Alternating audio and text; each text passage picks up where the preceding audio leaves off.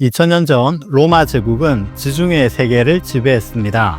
수도 로마에는 콜로세움과 판테온, 그리고 대형 목욕탕 같은 거대하고 웅장한 건물이 건축되었어요.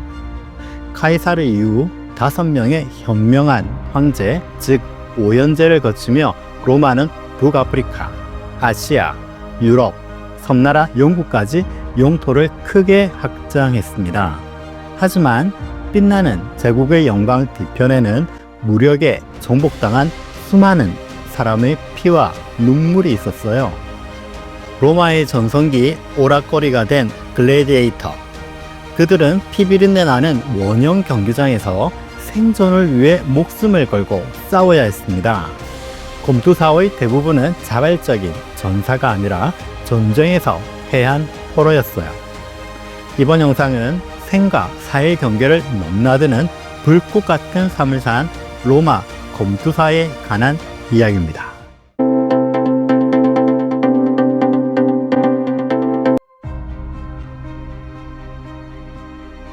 로마는 전쟁을 통해 성장한 제국입니다. 당시 로마 군대는 조직적이고 강력한 힘을 자랑했어요.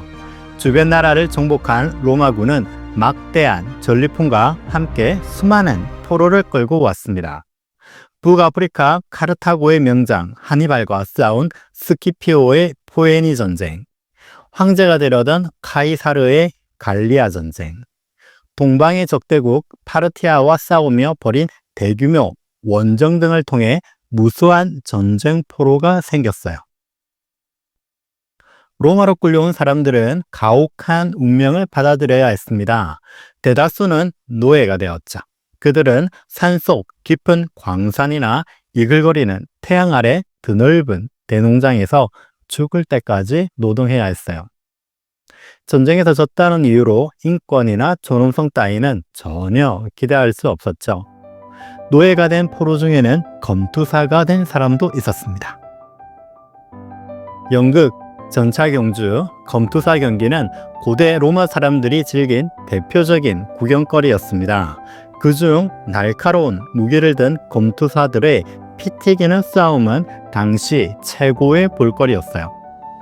위로는 황제부터 시작해 원로원 귀족, 로마 시민, 그리고 하층민까지 한 곳에 모여 함께 손에 땀을 쥐며 잔혹하고 치열한 전투를 감람했습니다. 수많은 사람이 모이는 화려하고 큰 경기에는 엄청난 인기와 돈이 걸려있기 마련입니다. 흥행의 핵심은 싸움에 능한 검투사들이 출전해 월등한 솜씨를 보여주는 것이었습니다. 그래서 본격한 훈련을 통해 검투사를 양성하는 노예 감독관은 기량이 뛰어나고 전도 유망한 검투사를 선별하기 위해 세심한 노력을 기울였어요. 검투사의 능력은 신체 조건, 전투 실력, 풍부군성, 그리고 출신 지역에도 영향을 받았습니다. 검투사들은 나라에 따라 뚜렷한 특성이 있었어요. 파르티아 같이 사막이 있는 중동 출신은 기동력은 뛰어났으나 좁은 장소에서 1대1로 대결하는 싸움에는 약했습니다. 산악 지형이 많은 스페인 출신은 치고 빠지는 게릴라 전술에 능했지만 공개적으로 맞붙는 환경에서는 좋은 성적을 내지 못했죠. 그에 반해 지금의 불가리아, 루마니아 지역을 지칭하는 다키아와 트라키아 출신 검투사들이 인기가 많았습니다. 그들은 체격이 단단하고 검술이 뛰어나 탁월한 재능을 뽐냈어요. 그와 함께 당시 갈리아라고 불린 프랑스, 브리타니아로 불린 영국 출신들도 선호했습니다. 로마인과 비교해 키가 크면서 근육이 많았고 덥수룩한 수염을 길러 경기장에서 강인한 모습으로 각인되었기 때문입니다.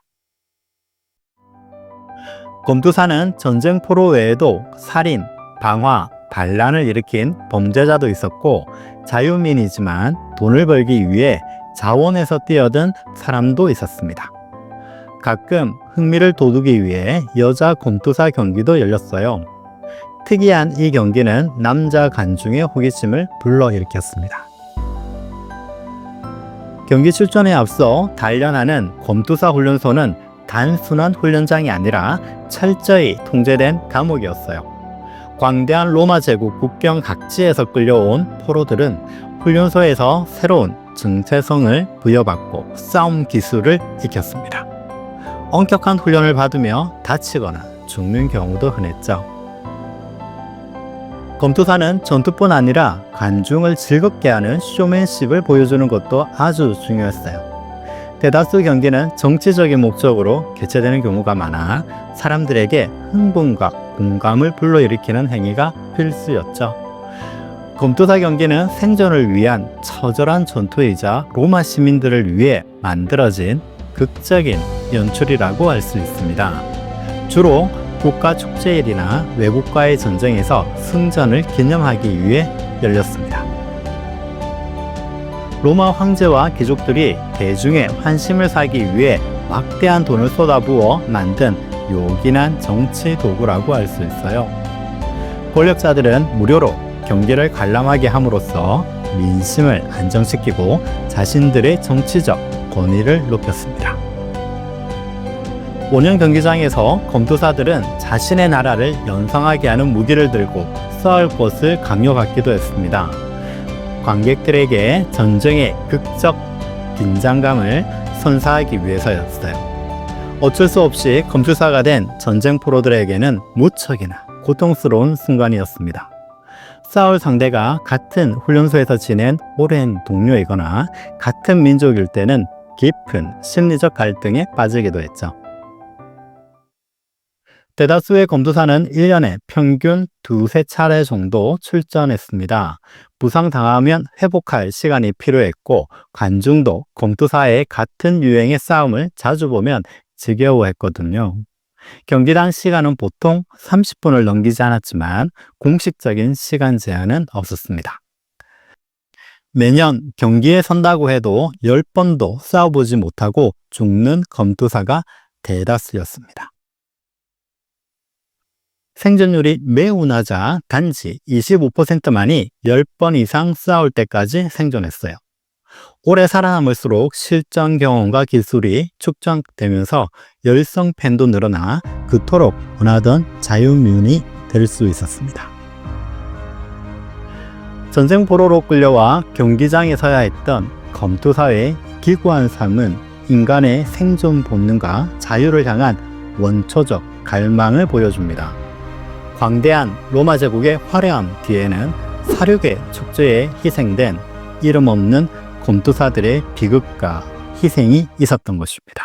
이번 영상에서 궁금한 점이 있으면 아래 댓글을 달아주세요. 약이 되는 이야기 채널 시청해 주셔서 감사합니다.